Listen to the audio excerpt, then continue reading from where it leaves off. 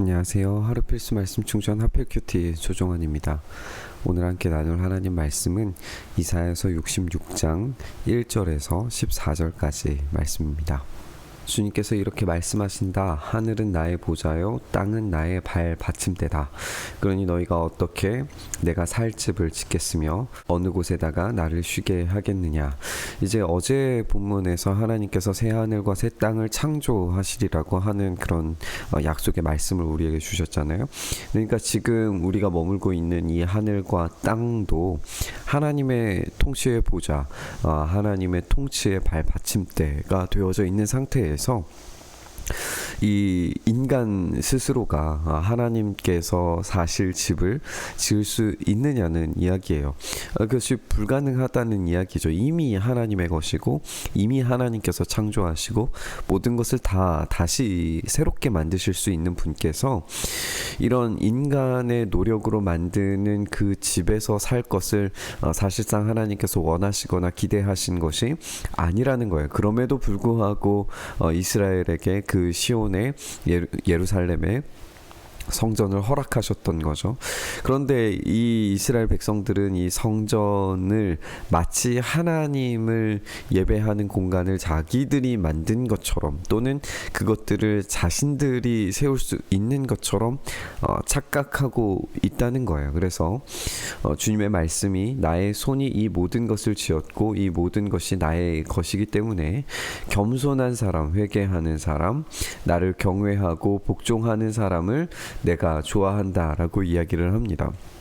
하나님께 이 모든 성전의 어떤 모습들, 내용들 이런 것들을 만들 수 없다라고 인정하는 사람들은 하나님께서 좋아하시고 그들을 통하여서 하나님의 일들을 하실 거예요. 그러나 자기가 하나님이 머무실 집을 만들 수 있다라고 착각하는 사람들은 그 자체로 이미 우상 숭배의 역할을 하고 있다는 것을 깨닫지 못하는 사람들이에요. 이 말씀 한번 읽어볼게요. 소를 죽여 제물로 바치는 자는 사람을 제물로 바치는 자와 같다. 양을 잡아 희생제물로 바치는 자는 개의 목을 부러뜨리는 자와 같다. 부어드리는 제물을 바치는 자는 돼지의 피를 바치는 자와 같다. 분향을 드리는 자는 우상을 찬미하는 자와 같다. 그러니까 지금 소를 죽이고 양을 잡고 부어드리는 제물 분향하는 것은 우리가 이스라엘 사람들이 일반적으로 행했던 제사의 모습들일 거예요. 그런데 하나님께서는 그것을 어떻게 평가하시냐면 사람을 제물로 바치는 것처럼 돼지의 목을 부러뜨리는 것처럼 돼지의 피를 바치는 것처럼 그러니까 완전히 부정함과 우상 숭배의 그런 전형의 모습들을 보여주는 것으로 그렇게 판단하시고 계시는 거예요. 그러니까 참된 경건, 참된 하나님을 사랑함으로써 예배드리는 그 제사가 완전히 실패하고 있다는 거죠. 왜냐하면 이 성전을 자신들이 짓고 자신들이 만들었다. 자신들이 이것을 운영하고 있다라고 지금 착각하고 있기 때문에 그렇습니다. 성전은 하나님께서 허락하신 것이지 하나님의 보좌, 하나님의 집은 우주 공간 그것을 뛰어넘는 것임에도 불구하고 그것을 제대로 알지 못하고 인지하지 못하고 있다는 거예요. 우리가 솔로몬도 마찬가지로 그렇게 기도를 했기 때문에 하나님께서 그것들을 들으시고 인정하시고 거기에 머물기로 하셨던 것인데 이스라엘 백성들은 그런 교만함을 버리지 못하고 자신들이 이 성전을 세웠고 운영하고 있다라고 착각하고 있어요. 그렇다면 이것을 이제 포로기에 있는 사람들이 이 말씀을 듣고 있다라고 생각을 한다면 그 사람들이 지금 성전을 다시 세움과 그리고 예루살렘이 다시 세워지는 그 상황 가운데에서 가져야 됐던 생각이라고 하는 것은 그들이 성전 세우는 것이 단지 하나님이 계실 처소를 짓는 것이 아니라는 사실을 그들이 알았어야 했어요. 그것을 제대로 깨닫지 못했을 때 그들은 여전히 교만하고 우상 숭배하는 자들, 성전 자체를 두고 우상 숭배하는 것과 다르지 않다는 것을 그들은 알아야 했습니다. 이렇게 제사장들은 나의 뜻을 묻지 않고 제 뜻대로 자기들 마음대로 행한 자들이다. 오히려 가증한 우상 숭배를 즐겼다.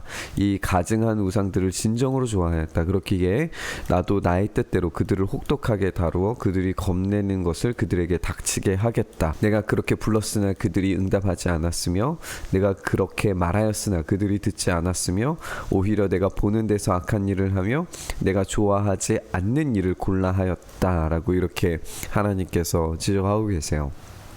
우리가 이사야서 본문을 읽어오면서 들어도 듣지 못하고 보아도 보지 못하는 사람들에 대한 이야기를 우리가 쭉 읽어왔습니다. 그리고 그것이 우상을 닮은 모습이었다는 사실도 우리가 함께 확인했어요.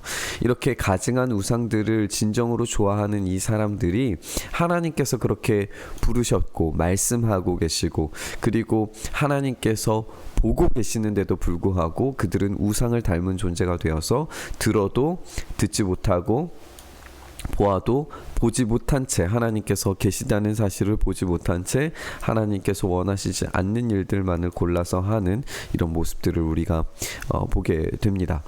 그렇기 때문에 이제 하나님의 말씀을 진정으로 생각하고 받아들이는 주님의 말씀을 떨리는 마음으로 받아들이는 사람들아 그분의 말씀을 들어라 하면서 회개의 메시지 다시 돌이킴의 메시지를 지금 선언하고 계십니다.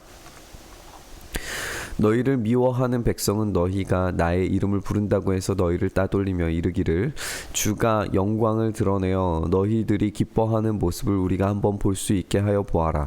그러니까 너희를 미워하는 백성이 이제 이스라엘 백성들을 포로로 끌고 가서 너희가 나의 이름을 부른다고 너희를 따돌리며 그러니까 완전히 무너지고 처참한 상태에서 긍휼을 바라는 마음으로 하나님께 두 손을 들고 하나님 우리 민족을 불쌍히 여겨 주십시오라고 기도하는 그들을 멸시하고 따돌리는 이 이방 민족들에게 이방 민족들이 이렇게 이야기를 하는 거죠. 주가 영광을 드러내어 너희들이 기뻐하는 모습을 우리가 한번 볼 수 있게 해봐라 라고 그렇게 조롱하고 경멸하듯이 이야기했을 때에 그때에 이 주님의 말씀을 두렵고 떨림으로 받아들이는 이 사람들이 보게 되는 건 뭐냐 하면 이 너희를 미워하는 백성들이 수치를 당하게 되는 이 모습입니다. 그러니까 겸손함과 두렵고 떨림으로 하나님의 말씀을 받아들인 사람들은 자기들을 수치스럽게 만드는 그들이 반드시 패망하고 멸절될 것을 눈으로 보고 듣게 되는 역사들을 알게 될 거예요. 직접 경험하게 될 거예요. 그래서 이스라엘이 어떻게 회복되어지는지에 대해서 이 사람들은 증언할 수 있게 될 겁니다.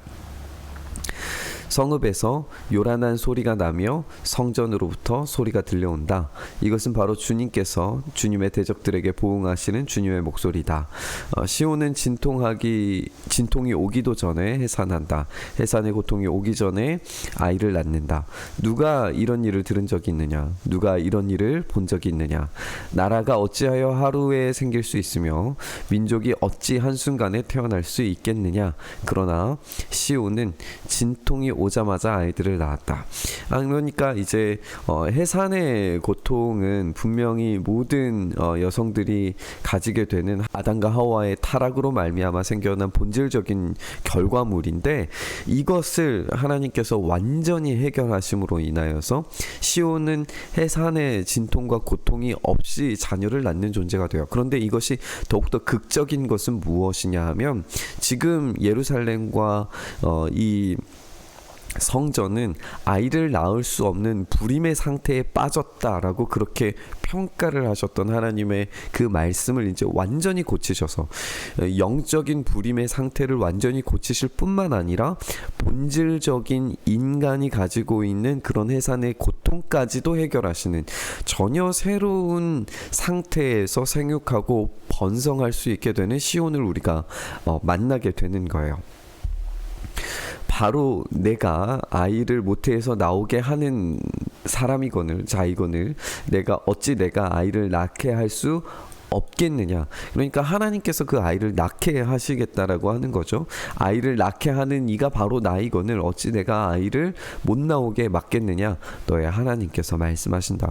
그러니까 하나님께서 말씀하실 때 이 아이를 낳는 것이 해산의 고통이 아예 없는 상태에서 낳을 수 있는 것처럼 하나님께서 낳게 하시겠다는 거예요. 본질적인 변화, 생태의 변화뿐만 아니라 인간의 본질적으로 가지고 있는 모든 죄악의 결과물들까지도 반전시키시는 하나님의 능력을 보여주시겠다라고 하는 거죠.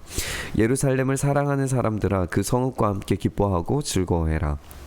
예루살렘을 생각하며 슬퍼하는 사람들아 너희는 모두 그 성읍과 함께 기뻐하여라. 이는 너희로 하여금 위로를 주는 예루살렘의 품에서 젖을 빨아 배부르게 하고 또한 너희로 하여금 풍요한 젖을 빨아들여 기쁨을 누리게 하려 함이다. 이제 예루살렘이 어머니의 역할을 감당하게 되고 새롭게 생육하고 번성하는 도성으로서 변화되게 되는 것을 우리가 읽게 됩니다. 주님께서 이렇게 말씀하신다. 내가 예루살렘의 평화가 강물처럼 넘치게 하여 문나라의 북이 영화가 시냇물처럼 넘쳐서 흘러 들어오게 하겠다. 너희는 예루살렘의 젖을 빨며 그 팔에 안기고 그 무릎 위에서 귀여움을 받을 것이다.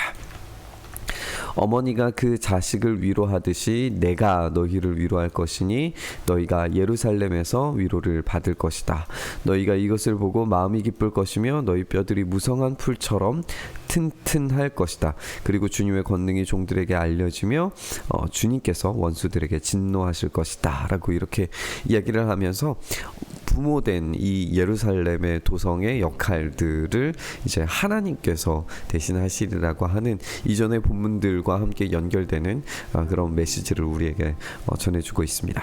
우리가 이 본문 읽으면서 이제 예루살렘의 어떤 본질적인 변화를 우리가 맞이하게 되는 그런 상황을 우리가 읽게 됐습니다. 그러니까 우상숭배의 도시라고 하나님께서 판단하셨어요. 성전에서 드려지는 모든 제사의 형식들, 행위들 자체를 하나님께서 우상숭배로 그렇게 판단하셨습니다. 그 이유는 그들 스스로가 하나님 앞에 도무지 예배할 수 없는 자들이고 그들이 참된 경건이 아니라 더럽혀진 경건으로 그리고 본질적인 하나님과의 교제와 만남에서 이루어지는 예배가 아니라 자기들의 경건을 모양만을 중시하는 나누고 베품이 아니라 자기들 스스로를 잘되게 만들려는 그런 우상의 모습들을 닮은 모양이었기 때문에 하나님께 예배하는 것조차도 우상숭배로 그렇게 판단하셨다라고 그렇게 오늘 본문에서 이야기를 해요. 그러니까 그 상태에 우상숭배에 빠져 있는 그 사람들은 영적으로서는 영아살해를 행하는 자들이고 그리고 다음 세대가 전혀 보이지 않는 영적으로 불모지 황폐화되진 그리고 정말 영적으로는 불임 상태에 빠져버린 그런 저주받은 여인 같은 존재였는데 하나님께서 새 하늘과 새 땅을 창조하시듯이 이스라엘을 새로운 도성으로 만드실 때에는 전혀 다른 정체성, 전혀 다른 역할, 전혀 다른 이름을 부여하셔서 그들에게 해산의 고통까지도 경험하지 않을 정도로 완전히 본질적으로 변화된 새로운 도성을 만드시겠다라고 하는 약속을 오늘 본문에서 이야기하시고 있는 거예요. 우리가 이 말씀 함께 생각하면서 하나님의 이 진노의 판단에서도 여전히 하나님의 그 기대감과 하나님의 약속은 뭐냐면 새로운 소망과 새로운 하나님의 그 본질적인 변화의 새로운 창조의 역사들을 우리에게 약속하고 계시다는 사실을 우리가 기억했으면 좋겠어요. 우리가 우상숭배자의 모습을 가지고 있을지라도 하나님께 회개하며 뉘우치며 겸손한 자리로 나눔과 베품의 자리로 내려가서 하나님께 그 긍휼을 구하면서 우리의 삶을 전적으로 내려놓았을 때에 하나님께서 다시금 우리를 회복시키셔서 본질적으로 우리를 새로운 피조물로 만들어 가시는 그런 하나님의 역사를 우리 가운데 이루실 줄 믿습니다. 오늘 이 본문을 우리가 함께 읽고 생각하면서 하나님의 그 놀라운 재창조의 역사가 우리의 삶 가운데 일어나도록 그래서 우리가 우상숭배자의 모습이 아니라 참된 변화의 역사를 경험한 미리 맛보는 부활을 경험하는 사람들로 온전히 세워져 갈 수 있게 해달라고 그렇게 기도하면서 오늘 이 본문 함께 나눴으면 좋겠습니다. 주님 그렇게 우리의 삶을 붙드시고 인도하셔서 본질상 진노의 자녀일 수밖에 없는 우리들을 새로운 정체성과 새로운 역할들을 부여하시는, 그렇게 우리를 회복하시고 온전케 하시는 그 약속을 우리에게 주심을 우리가 감사로 믿음으로 고백하며 나아갑니다.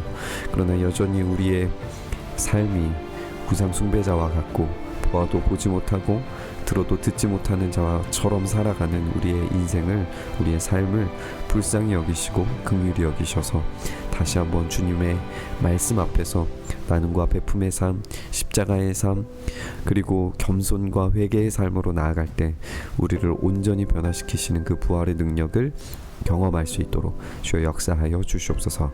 그렇게 우리 가운데 다시 한번 긍휼을 베풀어 주시기를 간절히 소망하며 우리 주님 예수 그리스도의 이름으로 기도드리옵나이다. 아멘.